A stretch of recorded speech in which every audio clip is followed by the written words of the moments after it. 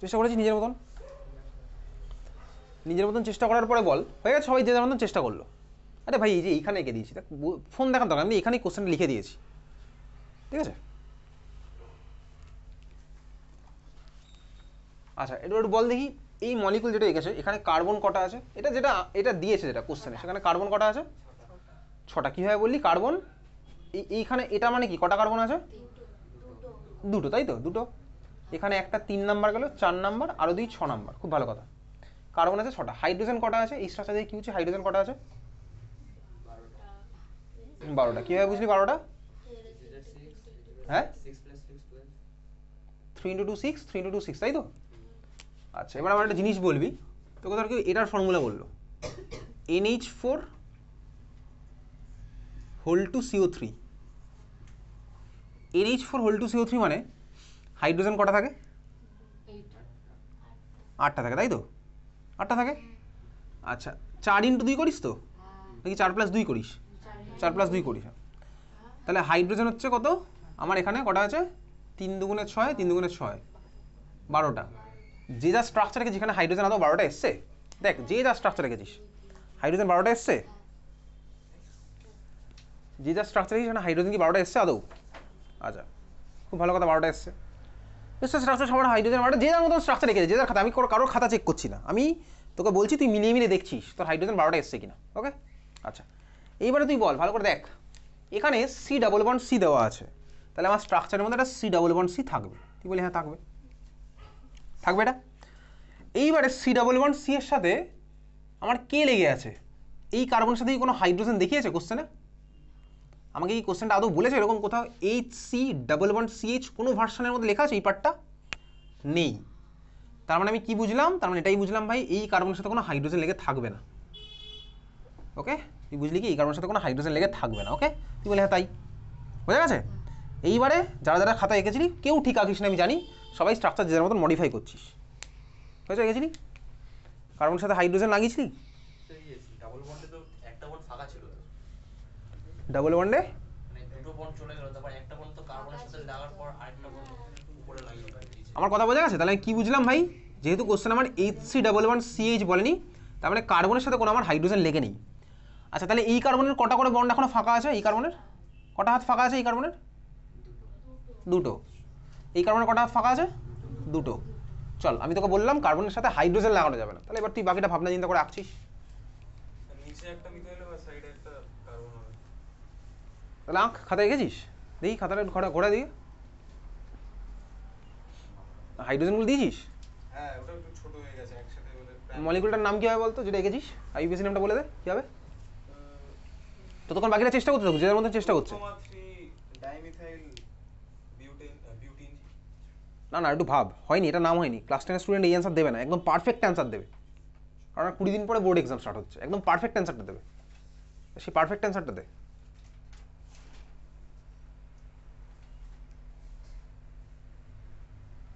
হয়ে গেছে? তাহলে আমি কি বুঝলাম? কার্বনের সাথে হাইড্রোজেন লাগানো যাবে না। কি দেখে বুঝলাম? যেহেতু আমার কোশ্চেনে HC⋯CH কোথাও বলেনি, ঠিক আছে। তুই বলি হ্যাঁ তাই। তাহলে এইবারে কার্বনের দুখানা হাত, কার্বনের দুখানা হাতে আমার কাকে কাকে লাগাবো? তাহলে আমার কে পড়ে আছে ভাই? এই কার্বনের সাথে দুখানা CH3 দেখতে পাচ্ছি, তাহলে এই কার্বনের সাথে এদিকে একটা CH3 লাগালাম, এই কার্বনের সাথে নিচে আর একটা CH3 লাগালাম, এটা হয়ে গেল দুখানা CH3 part. CH3 whole to, তার মানে C⋯C, এটা আমার এই পার্টটা গেলো। সিমিলারলি এই কার্বনের সাথে দুখানা CH3, এদিকে একটা CH3 লাগালাম, এদিকেও একটা CH3 লাগালাম, ঠিক আছে। এটা হচ্ছে আমার স্ট্রাকচার। তাহলে স্ট্রাকচার হচ্ছে আমার এটা, বোঝা গেলো? তুই বলি হ্যাঁ বুঝতে পেরেছি, দারুণ সোজা। এবার এটা আইইউপিএসি নেমটা কী হবে বলো? আইইউপিএসি নেমটা কী হবে বল?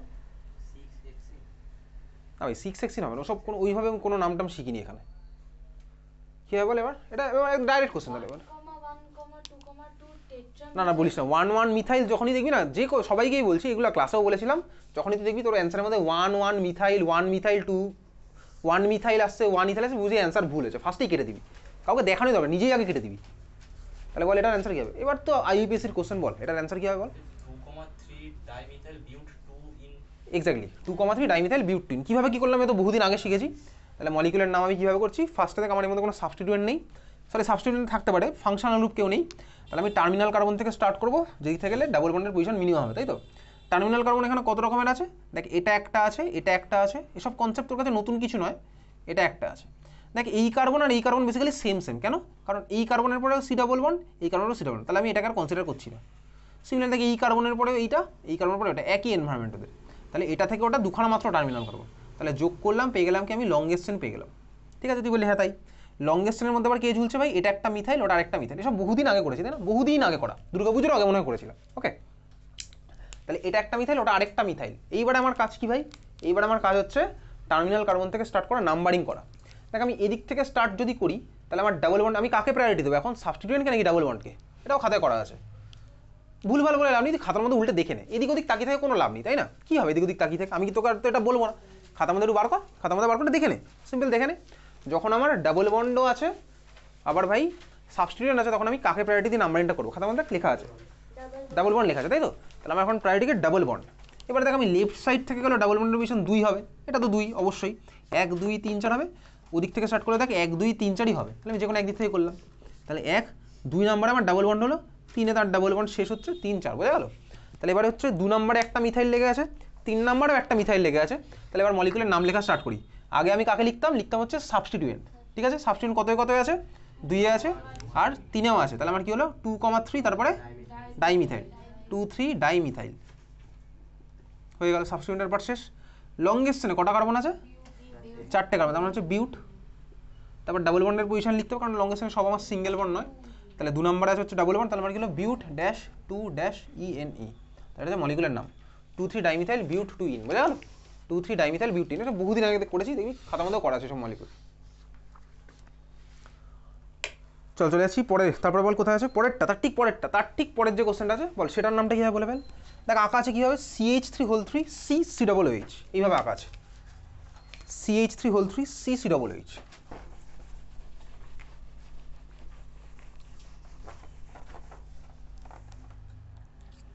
খাতার মধ্যে দেখে নামটা বার করার চেষ্টা কর কি হবে, CH3 C তারপর আবার COOH, খাতার মধ্যে দেখে ফেল, CH3 C COOH। তো পরীক্ষাতে আসলে এইভাবে আসবেই না, পরীক্ষাতে দিলে এই কোশ্চেনে যদি পরীক্ষা দিত না, খুলে দিত স্ট্রাকচারটা।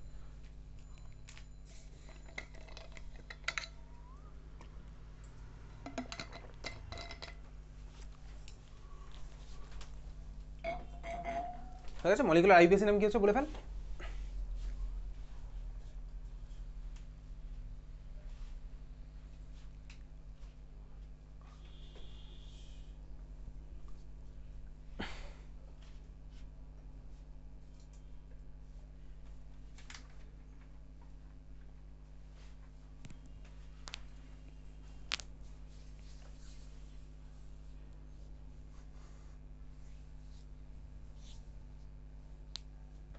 হচ্ছে নাম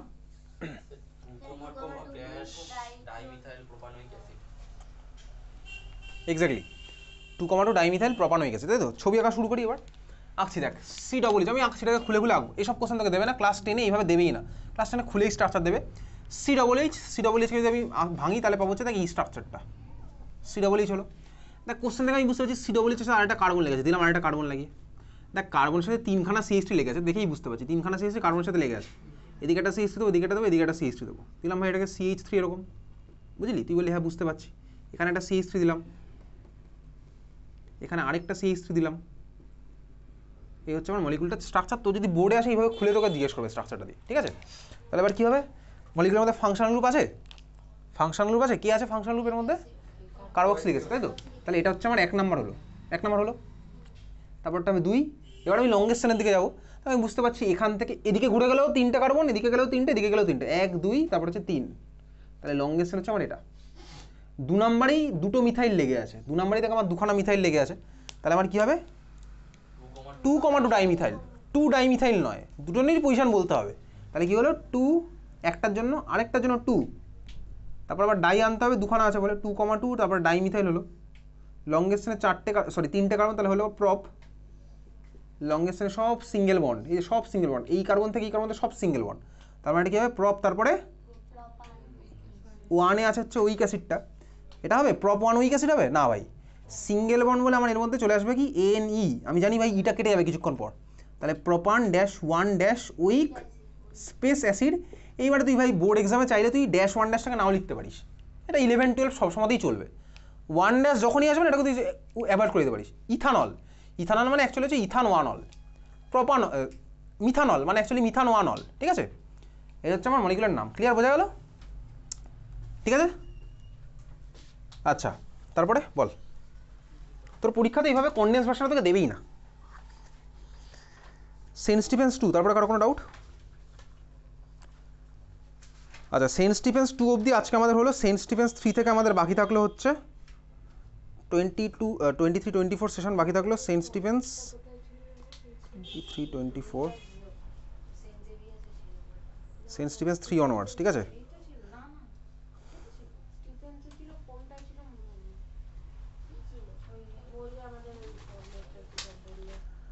আচ্ছা শোন, আর এখন আপাতত কিছু করাচ্ছি না, আজকে আমাদের লাস্ট ক্লাস। তোর হাতে যে কটা দিন আছে তুই বাড়িতে ভালো করে বুঝতে পারছিস, কদিন পরে তোর সরস্বতী পুজো, এখন বেশি পুজো, তারপরে বইমেলা, কলকাতা বইমেলা আছে, বুক ফেয়ার আছে, তারপর ডিফারেন্ট মুভি রিলিজ করতেই থাকবে, ঠিক আছে? মুভি রিলিজ করবে, ওয়েব সিরিজ রিলিজ করবে, এগুলো তোর চলতেই থাকবে। এগুলো হচ্ছে বেসিক্যালি তোর লাইফে একটা ডিস্ট্রাকশনের মতন কাজ করবে, তোকে ভাই ডেভিয়েট করে দেবে সিম্পলি। এখন এত বেশি এন্টারটেনমেন্টের সোর্স হয়ে গেছে, মানুষ পাজলড ভাই। এই মুহূর্তে একটা মুভি দেখলাম, একটা বই পড়লাম, সঙ্গে সঙ্গে আবার ভাই আরেকটা দেখতে হবে, সঙ্গে সঙ্গে ছটপট করছে মন, ঠিক আছে? সেকেন্ড কিছু ভাই তুই যে পড়াশোনায় মনে বসবি সেই টাইমটাই নেই, পড়াশোনার টাইমটাই নেই। ইনস্টাগ্রামে এখন একটা রিল দেখলাম, সঙ্গে সঙ্গে ভাই আরেকটা রিল দেখার জন্য মন ছটফট করছে। এগুলো তোকে ডিস্ট্র্যাক্ট করছে, শুধু তোকে নয় ভাই, পুরো যে সোসাইটি তাকেই পুরো ডেভিয়েট করে দিচ্ছে। কনসেন্ট্রেশন পাওয়ার সবারই কমে গেছে এখন। তার কারণ হচ্ছে মেন মোবাইলের র্যান্ডম ইউজ, আননেসেসারি ইউজ, আর উইদাউট এনি টার্গেট ইউজ। এটা হচ্ছে সবচেয়ে বড় কথা, কোনো টার্গেট ছাড়া ফোনের আননেসেসারি ইউজ। লোকে আগে ভাই অবসর সময় বই পড়তো, পারফর্মিং আর্ট করতো, ড্রয়িং করতো, এসব করতো। আর তুই দেখবি এখন ভাই লোকে অবসর সময় কী করে, তুইও বাড়িতে পড়তে পড়তে তোর ভালো লাগছে না, উঠে ফোন ঘাটছিস, এবং র্যান্ডমলি ঘাটছিস, কোনো দরকার নেই, বন্ধুর সাথে চ্যাট করছিস। এইগুলো করে তোর কী হচ্ছে, তুই লং রানে নিজেকে পিছিয়ে দিচ্ছিস। সোজা কথা, তোর মনে হতে পারে ভাই আমি এখন প্রেজেন্টটা নিয়ে বাঁচি, ও ফিউচারে যা হবে দেখা যাবে, তোর মনে হতেই পারে, মনে হওয়াটাই স্বাভাবিক, কারণ তোকে কেউ এই লেসনগুলো দেয়নি। তোর মনে হতে পারে আমি ভাই এখন যা হচ্ছে দেখে নিই, পরে ঠিক আমি বেরিয়ে যাবো, কোনো অসুবিধা নেই। অতটাও সোজা নয় ব্যাপারটা। আস্তে আস্তে তুই অ্যাডিক্টেড হয়ে যাবি, অলরেডি বুঝতে পারছিস ফোনের প্রতি অ্যাডিক্টেড। ফোন একটুখানি না দেখলেই ভাই তোর কেমন যেন করে।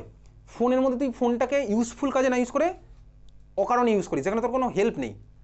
টেকনোলজি ভাই, পিডিএফ তুই ফ্রিতে পাচ্ছিস, কোশ্চেন অ্যান্সার এত পাচ্ছিস, সেগুলোকে তুই ইউজ করবি। তা না করে ভাই তোকে ইন্টারনেট অন রাখতে হবে অলওয়েজ, তোকে internet without any target on রাখতে হচ্ছে। আর নোটিফিকেশন আসলো তোর ভাই পড়াশোনা গেল 12টা বেজে, সিম্পল একদম। একটা কোশ্চেন সলভ করি, পিডিএফ নিয়ে বসলি, তোর 1 ঘন্টা কনসেন্ট্রেশন নেই, তোর 1 ঘন্টা একটা না পড়ার ইচ্ছা নেই। তোর পড়তে বসলেই তোর মনে হবে যে ভাই বন্ধুর সাথে কখন কি কথা বলবো, বন্ধু গেম খেলছে ভাই আমিও গেম খেলবো, বন্ধু যদি গেম খেলে করতে পারে তাহলে আমি কেন পারবো না, ঠিক আছে? বন্ধু যদি মুকেশ আম্বানির ছেলে আমি কেন ভাই নই, এটা তোর মনে হতে পারে, অনেক কিছু তোর মনে হয়। তার মানে বুঝতেই পারছি এগুলো তোকে ভাই ডিস্ট্র্যাক্ট করার জন্য, ডেভিয়েট করার জন্য একদম রেডি। সবাই একদম ডিস্ট্রাকশনের জন্য তোকে রেডি করে রেখে দিয়েছে। আর তুই যদি ফাঁদে পাদিস তাহলে এবার ভাই তুই সাফার করবি, আর তো কেউ সাফার করবে না, কে সাফার করবে? তার মানে এখন তুই বুঝে গেছিস কোন জিনিসটা কতটা অ্যামাউন্টে ইউজ করতে হবে, কোনটার ভালো দিক আছে, কোনটার খারাপ দিক আছে। এসব তো শুধুমাত্র ওই নাম্বার পাওয়ার জন্য তুই এসে লিখতিস না, ইংলিশে কি লিখতিস, সায়েন্সের মেরিট আর ডিমেরিট আসতো না এসব এসে, তারপর মোবাইলের ইউজ আর মিস ইউজ এসব আসতো না এসব কোশ্চেন। সেগুলো তো তুই ভাই শুধুমাত্র নাম্বার পাওয়ার জন্য লিখিস নি না, রিয়েল লাইফ এক্সপিরিয়েন্সের জন্য লিখেছিস, তুই তোর লাইফে কীভাবে ইউজ করবি তার জন্য লিখেছিস। তো বেসিক্যালি যে কটা দিন আছে সেই কটা দিন তুই বাড়িতে ভালো করে শিডিউল বানিয়ে যখন পড়তে বসবি, আমার মনে হয় না তো সবসময় ফোন থেকে পড়ার দরকার আছে। তুই পড়ার সময় যদি ভাই মনে হয় যে ফোন থেকে আমি একটা কিছু দেখবো, তাহলে একটা পার্টিকুলার টাইম রাখবি। কী দেখবি ভাই? পড়াশোনা রিলেটেড, ঠিক আছে? পড়াশোনা রিলেটেড তো যদি মনে হয় সেটা দেখবি, দেখে এবার তারপরে যখন পড়তে বসবি ফোনকে তুই তুলে রেখে দিয়ে বসবি। তোর বইয়ে সাফিসিয়েন্ট, তোর বইয়ের মধ্যে সব আছে, সেলিনার বইতে ম্যাক্সিমাম জিনিসটাই আছে। আর কিছু দিন হয়তো আমার ক্লাসে এক্সট্রা কুচকাচ লিখেছি, সে তো লিখবই। তাহলে তুই যখন পড়তে বসিস ফোনকে তুলে রেখে দিয়ে বস, কোনো ভাই তোকে কেউ বাঁচাতে আসবে না, সিম্পল একদম বলছি। আর তুই যদি সায়েন্স নেওয়ার ভাবনা চিন্তা করিস তাহলে তোকে বলবো 11-12 তুই যদি এইভাবেই চালিয়ে যাস, যারা রিল্যাক্টেন্ট ছিল পড়াশোনা তো ক্লাস 10-এ, যদি মনে হয় আমি 11-এও সেমভাবে করে চালিয়ে যাবো, হবে না কিন্তু। তাহলে আমি তোকে একটা ওয়ার্ন করে দিচ্ছি, যারা সায়েন্স নিয়ে বলে ভাবছিস বাট সেই মতন এফোর্টটা দিস না, তারা কিন্তু 11-এ গিয়ে ভয়ঙ্কর সাফার করবি। তাহলে তাদের জন্য বলবো যে সায়েন্স নেওয়ার আগে দুবার ভাববো, এটা একদম রিয়েলিস্টিক কথা। কারণ ভাই সায়েন্স নিয়ে 11-এ তারপর আমি কোনো মতে একটা রেজাল্ট নিয়ে বেরোলাম, আউট অফ 100-এ ধর আমি 40 মার্কসে পাস করলাম, কী করবো তারপরে? এটা তো ফ্যাক্ট, এটা তোকে মানতে হবে। 11-এ গিয়ে কান্নাকাটি করার থেকে ভাই আগে থেকে আমার প্রিপেয়ার থাকা ভালো। তো যদি মনে হয় আমি 11-12 এফোর্ট দিতে পারবো, রেগুলারলি পড়াশোনা করতে পারবো, আমি একটা জিনিস ইজিলি ক্যাচ করে প্র্যাকটিস করতে পারবো, মেন বড় কথা হচ্ছে আর ওটা প্র্যাকটিস ভাই, প্র্যাকটিস। সায়েন্স নিয়ে 11-12 তুই কোনো টপিক বুঝে যাবি, তোকে কথাটা বোঝালো তুই সায়েন্স বুঝে যাবি ভাই, সুন্দর অ্যাটমিক স্ট্রাকচার আমি সুন্দর বুঝলাম 11-12-এর। তুই বাড়ি গিয়ে 6 মাস ওটার সাথে কোনো রিলেশন নেই, পড়তেই বসলি না ওটা, যখন তোকে কেউ বুঝাবে তুই বুঝে যাবি, সব বুঝে যাবি। কিন্তু যখন ভাই তুই প্র্যাকটিস করাটা তুই বাড়িতে প্র্যাকটিস করিস তোর কীভাবে মনে থাকবে, সম্ভব নয়।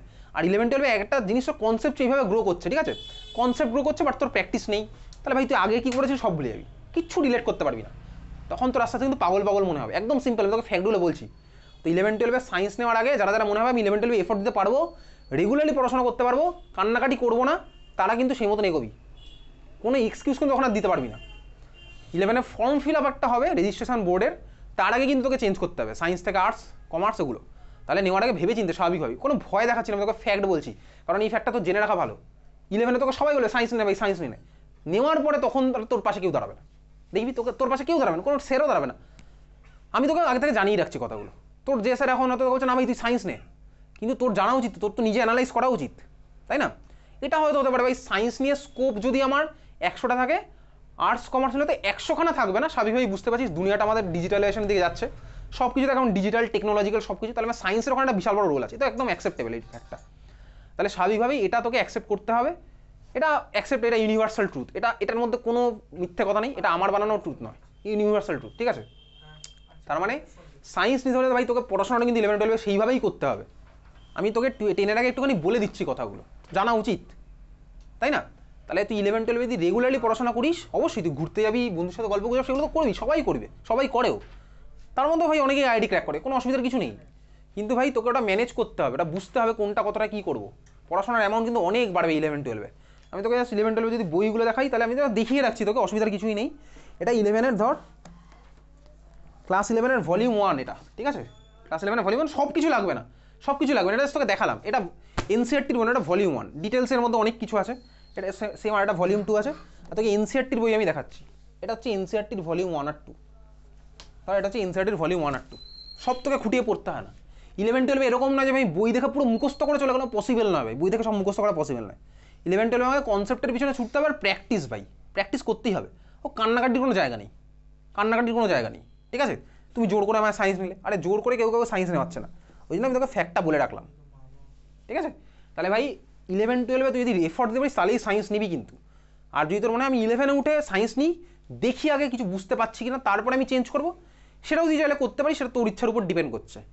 11 উঠেই কিন্তু ভাই সব জায়গাতে কিন্তু ফুল ফোর্সে স্টার্ট হয়, কেন হয় তোকে বলছি, তার কারণ নাহলে কিন্তু ভাই সিলেবাস হিউজ, বুঝতেই পারছিস, নাম্বার অফ কোশ্চেন প্রচুর বাড়বে, প্র্যাকটিসও প্রচুর বাড়বে, টাইম কিন্তু যায় কমে। এই জন্য ভাই প্রথম থেকে তোকে কিন্তু মোটিভেটেড হতে একদম পুরো টার্গেট রেখে পড়াশোনা করতে হবে, এফর্ট রেগুলারলি দিতে হবে।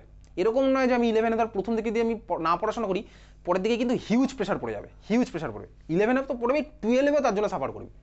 এটা আমি তোকে একটা ব্রড সিনারিও বলে রাখলাম, কারণ ক্লাস 10 তো আমাদের আলটিমেট টার্গেট নয়, আমাদের 11-12-এও টার্গেট আছে, সেটা যারা যারা কমার্স নিয়ে পড়বে তাদেরও সেম, কারণ 11-এই কিন্তু 12-এর কনসেপ্টটা গ্রো করবে। আর কিন্তু 12-এ তোকে কেউ বোঝাবে না যে 11-এ তুমি এটা, তুই 11-এ বলবে যে 11-এ তুমি এটা জেনে এসছো, হ্যাঁ জেনে এসছো, সারা বছর তো ওই জন্যই পড়াশোনাটা করেছিলাম, ঠিক আছে? 12 কিন্তু পুরোপুরি 11-এর উপরেই দাঁড়িয়ে আছে। 11-এ যদি ফাঁকি দিস, তাহলে 12-এ গিয়ে ভয়ঙ্কর সাফার করবি, বুঝতে পেরেছিস তো? তাহলে এই হচ্ছে তোকে বলার কথা ছিল। আর ক্লাস 10-এ যে কটা দিন আছে তুই বাড়িতে সিম্পলি শিডিউল বানা। আমি কেমিস্ট্রির কথা যদি বলি, কেমিস্ট্রিতে যে কটা চ্যাপ্টার আছে, একটা চ্যাপ্টার মধ্যে কতক্ষণ লাগে, ম্যাক্সিমাম 3 ঘন্টা তো লাগতে পারে, 3 ঘন্টা তোর বাড়িতে প্রচুর টাইম আছে। তুই এক দিন এরকম একটা করে চ্যাপ্টার টার্গেট করবি, 3 ঘন্টা আমি টার্গেট করলাম, পড়লাম চ্যাপ্টারটা, পড়ে দেওয়ার পর তুই কী করবি, ওটার প্রচুর কোশ্চেন অ্যান্সার আমরা ক্লাসে করেছি, তোর কাছে প্রিভিয়াস ইয়ারের বই আছে, এত কোশ্চেন সেট আছে, তারপরে আমি এত পরীক্ষা নিয়েছি, তুই দরকার হলে ওই চ্যাপ্টার থেকে আর তোকে বাড়িতে এখন পরীক্ষা চালিয়ে তুই দিতে পারিস। কোন পরীক্ষা দিবি, প্রিভিয়াস ইয়ার যে কোনো একটা কোশ্চেন খুলবি, 2 ঘন্টার এক্সাম, 80 মিনিট, প্রিভিয়াস ইয়ার তুই সাপোজ 2023 কোশ্চেনটা খুললি, একদম সিম্পল ওই 2 ঘন্টা ধরে পরীক্ষা দিবি। এরকম না যে 2 ঘন্টার মধ্যে 1 ঘন্টা পড়লাম, তারপর চলে গেলাম স্নান করতে, ঠিক আছে, স্নান করে খেয়ে দিয়ে এসে আবার বাকি 1 ঘন্টা পরীক্ষা দিয়েছি।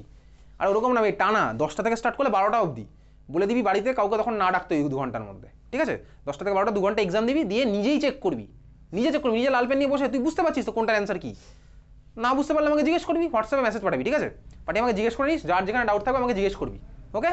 আর যেগুলো কোশ্চেনগুলো ডিউ ছিল, বেশি নয় হয়তো 10-15টা ম্যাক্সিমাম কোশ্চেন ডিউ হবে, ঠিক আছে? সেগুলো আমি গ্রুপে পাঠাবো, অসুবিধার কিছুই নেই, বোঝা গেছে? তাহলে তুই 2 ঘন্টার এক্সাম তুই বাড়িতে দেওয়া শুরু করতে পারিস। কীরকম, প্রিভিয়াস ইয়ারের কোশ্চেনগুলি, তোর কোনো স্পেসিমেন খুলতে হবে না, সিম্পলি প্রিভিয়াস ইয়ারের কোশ্চেন খোল, কনফিডেন্স বাড়বে, একদম সিম্পল। স্পেসিমেন অনেক কঠিন কঠিন কোশ্চেন দেওয়া দরকার নেই, পরে করবি। স্পেসিমেনের কোশ্চেন তুই প্র্যাকটিস করবি, তুই সিম্পলি প্রিভিয়াস ইয়ারের কোশ্চেন খুলবি, 2024-এর কোশ্চেন করলে 2 ঘন্টা বাড়িতে দিবি, তোর কনফিডেন্স বেড়ে যাবে, বোঝা গেছে? ফার্স্টে তুই ওটা করবি, ফার্স্টেই স্পেসিমেন খুলবি না, ফার্স্টে খুলবি ইয়ারের কোশ্চেন। যে কেউ তাই করে, যে কোনো কম্পিটিটিভ এক্সামে সবাই ফার্স্টে ভাই ইয়ারের কোশ্চেন সলভ করে। স্পেসিমেনে তো ভাই উল্টোপাল্টা কোশ্চেন থাকতেই পারে, আর ওগুলো না পারলে তো আমার মোরালিটি ডাউন হয়ে যায়, আমি কেন করবো? ইয়ারের কোশ্চেনটা আগে আমি করবো, তারপরে তুই ভাই স্পেসিমেনে যেতে পারিস, বোঝা গেল? তাহলে তুই 2024 একদিন করবি, 23 একদিন করবি, 22-তে তো 2খানা সেমিস্টারের মধ্যে একটা সেমিস্টারের কোশ্চেন আছে মনে হয় তোর অসওয়ালের মধ্যে, জানি না আরেকটা সেমিস্টারের কোশ্চেন সাইটেও নেই, কোথাওই নেই, ঠিক আছে? আছে ফার্স্ট সেমিস্টারের কোশ্চেনটা, ঠিক আছে, ওকে চল দেখা যাবে না এখন, ওকে? তাহলে চল দেখা হচ্ছে আমাদের আজকেই এত অবধি। আর আমাদের খাওয়া দাওয়াটা কবে হবে বলে দেবো গ্রুপে, এটা পরীক্ষার পরেই হবে। পরীক্ষাটা কবে শেষ হচ্ছে না? 24শে মার্চ। তো আমরা তো মানে 24শে মার্চ সোমবারই ডেটটা ফিক্স করেছিলাম মোস্ট প্রবলি, ঠিক আছে? তাহলে টেন্টেটিভলি ওই দিনই হবে, ওকে? চল ভাই দেখা হচ্ছে, যারা যারা ক্লাস 11 পড়বি এপ্রিল থেকে স্টার্ট হবে, ওকে? আর যার কোনো ডাউট থাকবে আমাকে জিজ্ঞেস করবি, ঠিক আছে? চল বাই।